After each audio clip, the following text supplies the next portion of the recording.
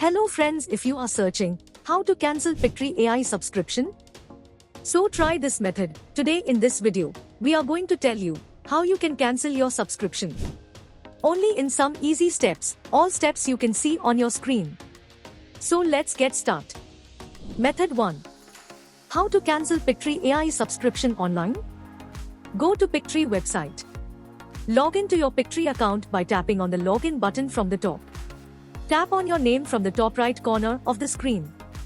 Go to My Account. Tap the billing option. Select the cancel button. Choose a reason for cancellation. Move forward and confirm the cancellation. And you are done. Method 2. How to cancel Pictory subscription via email?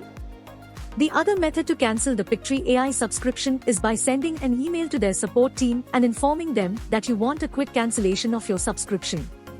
Compose an email about cancelling the Pictory subscription.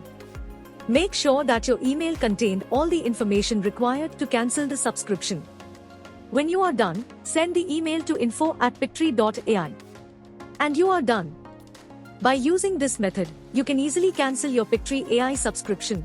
Hope you liked this video. If yes, please hit a like button and don't forget to subscribe our YouTube channel. Thanks for watching this video.